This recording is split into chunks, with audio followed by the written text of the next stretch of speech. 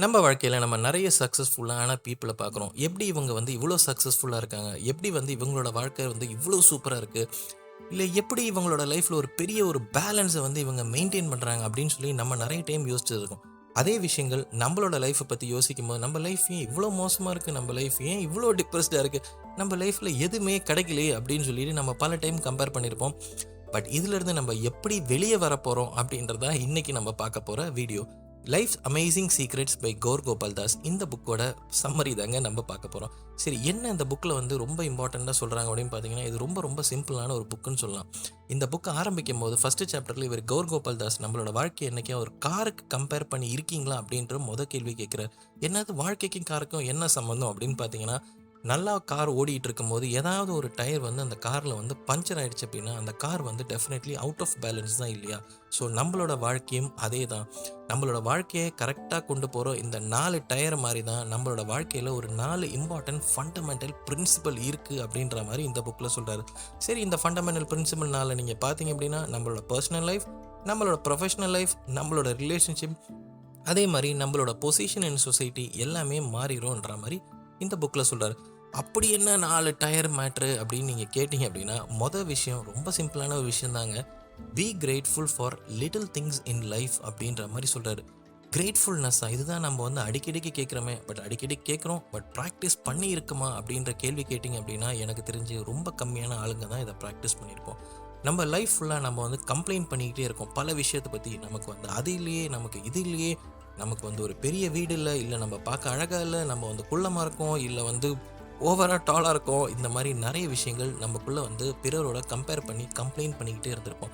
But என்னைக்காவது நம்ம லைஃப்பில் வந்து கொஞ்ச நேரம் யோசிச்சு நம்ம லைஃப்பில் இவ்வளோ விஷயங்கள் நல்லா இருக்கே, நம்ம லைஃப்பில் நமக்கு ஒரு நல்ல பேரண்ட்ஸ் இருக்காங்க, நமக்கு ஒரு நல்ல ஒரு குழந்தைகள் இல்லை ஸ்பௌஸ் இல்லை பார்த்தீங்கன்னா ஒரு நல்ல வேலையில் இருக்கும், என்னைக்காவது இந்த ஒரு விஷயத்தை பற்றி நீங்கள் வந்து யோசிச்சிருக்கீங்களா அப்படின்ற மாதிரி தான் இந்த புக்கில் வந்து கௌர் கோபால் தாஸ் கேட்குறாரு. பட் நீங்கள் வந்து மோஸ்ட்லி உங்கள் லைஃப்பில் வந்து எவ்வளோ சேடாகவும் எவ்வளோ ஆங்க்ரி இல்லை எவ்வளோ வந்து பிட்டர்னஸாக இருந்தீங்கனாலும் ஒரே ஒரு நிமிஷம் யோசிச்சு பாருங்கள். இந்த ஒரு பிட்டர்னஸ் இல்லை இந்த ஒரு சேட்னஸ்லையும் எங்கேயா ஒரு இடத்துல வந்து தேங்க் பண்ணுற மாதிரி ஏதாவது ஒரு சுச்சுவேஷன் இருக்கும். மேபி இன்றைக்கி நீங்கள் ஆஃபீஸ்க்கு போகிறீங்க, ஒரு பெரிய ஆக்சிடெண்ட் வந்து இன்றைக்கி வந்து உங்கள் மேலே வராமல் இருந்திருக்கலாம். ஸோ அதுக்கு நீங்கள் என்றைக்கா தேங்க்ஃபுல்லாக இருந்திருக்கீங்களா அப்படின்ற கொஸ்டின் தான் இந்த மொதல் சாப்டரில் வந்து கேட்குறாரு. ஸோ அதே மாதிரி வந்து கிராட்டிடியூட் அப்படின்ற விஷயத்தை கொண்டு வரதுக்கு கண்டிப்பாக வந்து லைஃப்பில் ரொம்ப எஃபோர்ட் தேவை. அதே மாதிரி இன்னொரு விஷயங்கள் இந்த சாப்டரில் சொல்கிறது வந்து ஸ்ட்ரெஸ்ஸை பற்றி அதிகமாக சொல்கிறாரு. ஸ்ட்ரெஸ் அப்படின்ற விஷயங்கள் பார்த்தீங்கன்னா நெகட்டிவிட்டி இல்லைனா ஃப்ரீக்வெண்ட் கம்ப்ளைனிங் இதனால் வர விஷயங்கள் தான் சொல்கிறாரு. ஸோ இந்த ஸ்ட்ரெஸ்ஸை மாற்றி அமைக்கணும் அப்படின்னா வந்து இந்த பீயிங் கிரேட்ஃபுல் இன் லைஃப் அப்படின்ற ஃபண்டமெண்டல் பிரின்சிபலை நீங்கள் வந்து கொண்டு வாங்க. சரி, எப்படி கிரேட்ஃபுல்லாக இருக்கலாம், இதை நம்ம எப்படி ப்ராக்டிஸ் பண்ணலாம் அப்படின்னு பார்த்தீங்கன்னா, கிராட்டிடியூட் டைரி அப்படின்ற ஒரு சின்ன புக்கை வந்து எடுத்து வச்சுக்கோங்க. டெய்லி ராத்திரி தூங்குறதுக்கு முன்னாடி ஜஸ்ட் அரௌண்ட் 15 மினிட்ஸ் இல்லை 10 மினிட்ஸ் கூட இருந்தாலும் போதும் அப்படின்ற மாதிரி சொல்கிறாரு. இன்றைக்கி நான் இந்த விஷயத்துக்கு வாழ்க்கையில் ரொம்ப கிரேட்ஃபுல்லாக நான் வந்து ஃபீல் பண்ணியிருக்கேன். இன்றைக்கி என் வாழ்க்கையில் இந்த ஒரு நல்ல விஷயங்கள் நடந்தது. என்னோட ப்ரொஃபஷனல் லைஃப்பில் பார்த்தீங்கன்னா இன்றைக்கி ஏதோ ஒரு புதுசாக ஒருத்தர் வந்து என் வாழ்க்கையில் வந்திருக்காரு, இவர் வந்து எனக்கு தெரிஞ்சு ஒரு பெரிய வெளிச்சமாக வருவார். ஸோ இந்த மாதிரி விஷயங்கள்லாம் வந்து நீங்கள் கிரேட்ஃபுல்லாக நீங்கள் ப்ராக்டிஸ் பண்ண ஆரம்பிச்சிங்கன்னா ultimately over the period of time உங்களோட லைஃப் வந்து புதிய ஒரு பர்ஸ்பெக்டிவாக சேஞ்ச் ஆகும் அப்படின்ற மாதிரி சொல்கிறாரு. A new perspective is something that gratitude brings in your life அப்படின்ற ஒரு விஷயத்த வந்து மொதல் சாப்டரில் வந்து இவர் கவர் பண்ணுறாரு. சரி, ரெண்டாவது இவர் என்ன சொல்கிறாருன்னு பார்த்தீங்கன்னா, ஃபைண்டிங் பீஸ் த்ரூ மைண்ட்ஃபுல்னஸ் அப்படின்ற ஒரு விஷயத்த பேசுகிறாரு. மைண்ட்ஃபுல்னஸ் என்ன அப்படின்னு கேட்டிங்கன்னா, இப்போ ப்ரெசன்ட் மூமெண்ட்டில் பற்றி ஃபோக்கஸ் பண்ணுற ஒரு விஷயங்கள் தான் சொல்கிறாரு.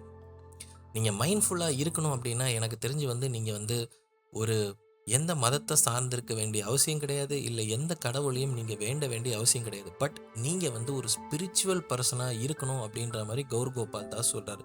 ஸ்பிரிச்சுவல் பர்சன் வித்தவுட் ரிலீஜன் பாசிபிளா அப்படின்னு கேட்டிங்க அப்படின்னா கண்டிப்பாக பாசிபிள் தான் அப்படின்ற மாதிரி சொல்கிறாரு.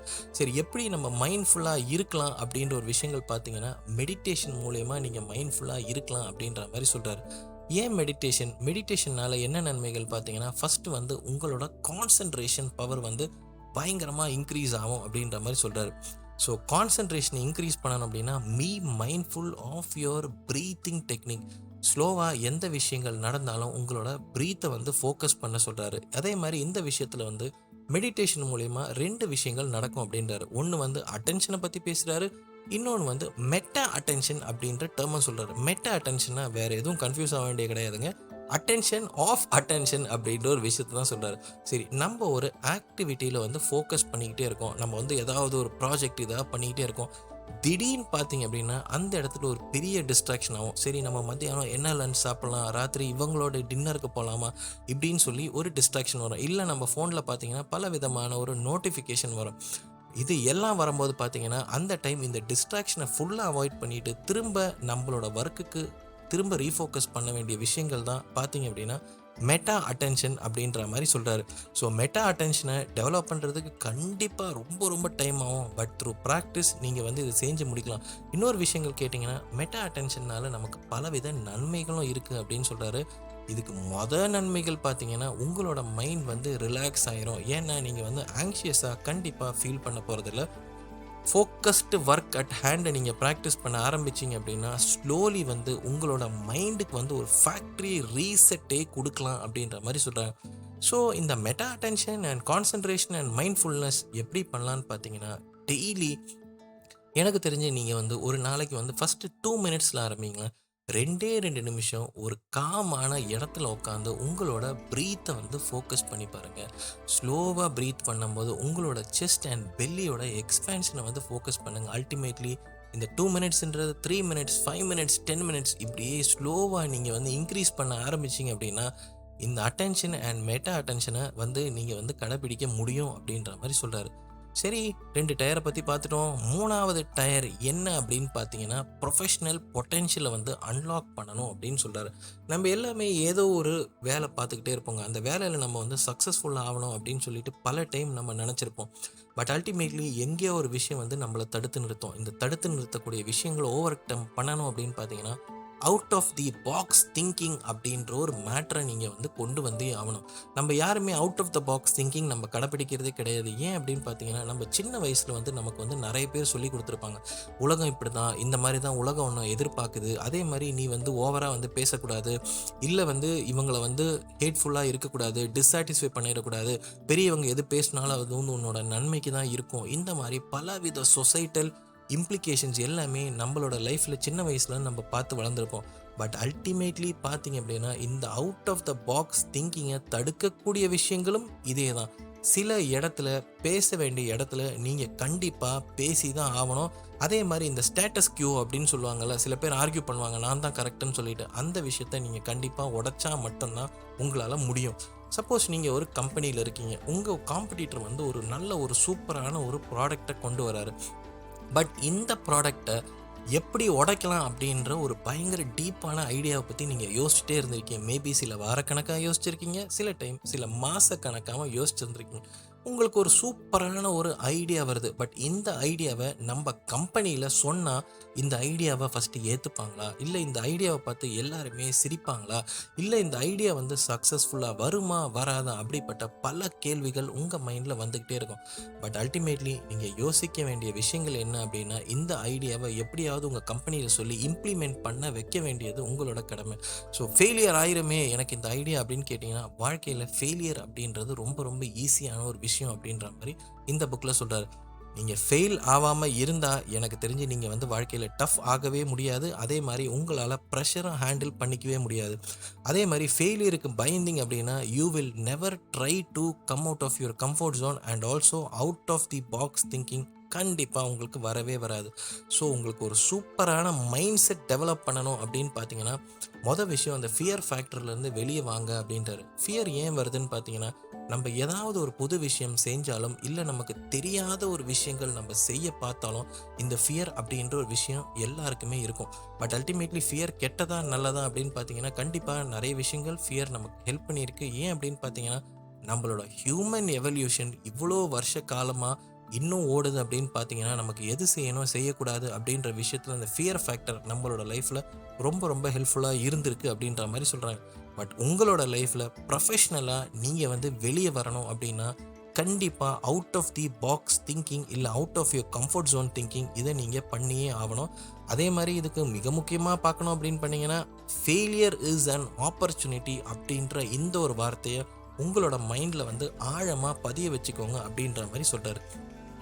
சரி, ரொம்ப சிம்பிளாக இருக்குல்ல ஃப்ரெண்ட்ஸ், பட் கான்செப்ட் பார்த்தீங்கன்னா உண்மையிலே டஃப்பாக தான் இருக்கும். சரி, அடுத்த 4வது டயர் என்னது அப்படின்னு பார்த்தீங்க அப்படின்னா finding peace in your personal relationship. ஆமாங்க, இந்த லவ் மேட்டர் தாங்க பெரிய விஷயமா இருக்கும். சில பேர் பார்த்தீங்கன்னா ஃபெல் இன் லவ். ஆமாம், இவளை பார்த்தனே நான் அப்படியே மயங்கிட்டேன், என் வாழ்க்கையே இவளுக்கு தான் டெடிகேட்டட், இது வந்து என்னோட ஃபேட்டு, இல்லை நாங்கள் 2 பேர் பார்த்தீங்க அப்படின்னா மென்ட் டு பி. இந்த மாதிரி கான்செப்ட்லாம் வந்து பயங்கரமாக இருக்குது இன்றைக்கி. அதே இல்லாமல் இன்றைக்கி மேரேஜ்லாம் பார்த்தீங்கன்னா சேவ் த டேட்டுங்கிறானுங்க, டேட்டுக்கு முன்னாடி டேட்டுங்கிறானுங்க, டேட்டுக்கு பின்னாடி இன்னொரு டேட்டுங்கிறானுங்க. ஸோ ஃபோட்டோ இந்த மாதிரியெல்லாம் எடுத்து பார்த்துட்டு சில பேர் ரொம்ப ரொம்ப சந்தோஷமாயிடுறாங்க. பட் அல்டிமேட்லி இந்த மேரேஜ் லைஃப் உள்ள போகும்போது பார்த்தீங்க அப்படின்னா சம்திங் இஸ் சீரியஸ்லி ராங் அப்படின்னு சொல்லிட்டு 2 பேருமே வந்து ஃபீல் பண்ண ஆரம்பிக்கிறாங்க. அந்த டைம் பார்த்தீங்கன்னா இந்த லவ் இஸ் பிளைண்ட் இந்த மாதிரி விஷயங்கள்லாம் வரவே வராது. பட் நீங்கள் வாழ்க்கையில் சக்ஸஸ்ஃபுல் ஆகணும் அப்படின்னா இந்த படங்களோ இந்த ஃபோட்டோகிராஃபி இது எல்லாத்தையும் வெளியே விட்டுட்டு நம்ம அண்டர்ஸ்டாண்ட் பண்ண வேண்டிய முக்கியமான விஷயம் பார்த்தீங்கன்னா love is fragile and beyond your control அப்படின்ற ஒரு விஷயத்த நீங்கள் வந்து பார்க்கணும். இப்போ நீங்கள் இந்த ட்ரூத் அப்படின்ற ஒரு விஷயத்த உள்ளே எடுத்துகிட்டு வந்து ஆரம்பிச்சிங்கனாவே உங்களோட வாழ்க்கை வந்து ஃபேரி டேல் ஃபேண்டசி அப்படின்றது கிடையவே கிடையாது அப்படின்றத நீங்கள் வந்து புரிஞ்சுக்கலாம்.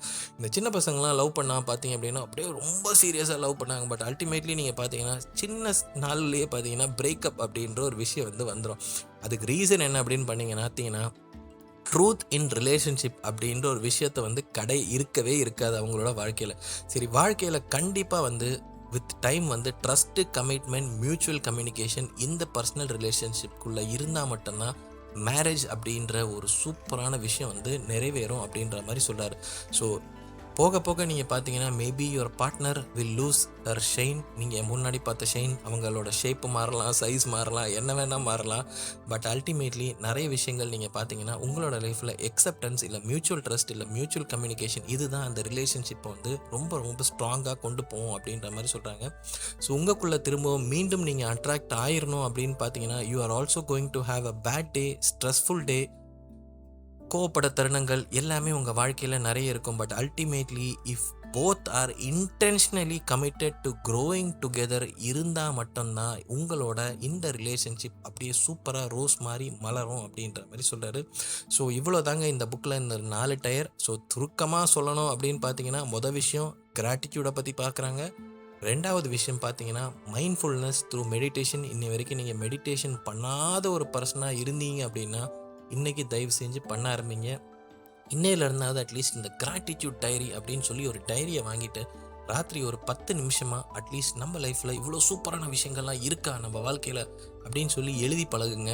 3வது விஷயம் பார்த்தீங்கன்னா ப்ரொஃபஷ்னலான திங்கிங்கை பற்றி பேசுகிறாரு. கண்டிப்பாக out of the box thinking and out of your comfort zone இது இருந்தால் மட்டும்தான் லைஃப்பில் வந்து சூப்பராக முன்னேற முடியும்.